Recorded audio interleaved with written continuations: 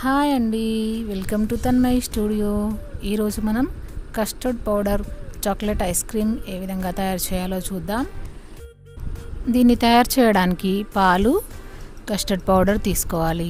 అయితే first custard పౌడర్లో కొంచెం ఒక 2 టేబుల్ స్పూన్స్ పాలు వేసి కలిపి ఉంచుకోవాలి.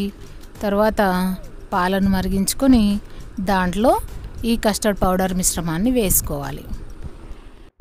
ఈ కస్టర్డ్ పౌడర్ బాయిల్ అవుతున్నప్పుడు, ఈ విధంగా వీడియోలో చూపించినట్టు బాయిల్ అవుతున్నప్పుడు మనం దాంట్లో ఈ చాక్లెట్స్ యాడ్ చేసుకోవాలి. అవి కరిగేంత వరకు కలుపుతూ ఉండాలి. మీకు నచ్చినటువంటి ఫ్లేవర్లో ఉన్నటువంటి బిస్కెట్స్ను కూడా యాడ్ చేసుకోవచ్చు. నా దగ్గర ఫారెన్ చాక్లెట్స్ ఉన్నాయి కాబట్టి ఒక 4 ఫారెన్ చాక్లెట్స్ని యాడ్ చేశాను నేను. అలాగే దీంట్లోకి జీడిపప్పును చిన్న చిన్న ముక్కలుగా చేసి యాడ్ చేశాను.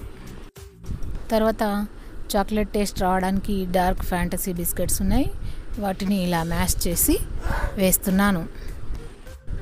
అలాగే ఓరియో బిస్కెట్స్ని కూడా ఒక 4 బిస్కెట్స్ని పైనుంచి యాడ్ చేశాను.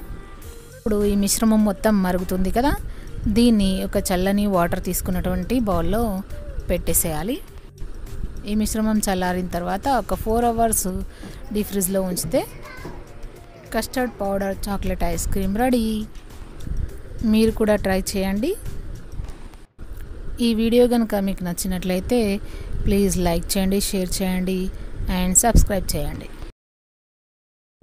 Thanks for watching.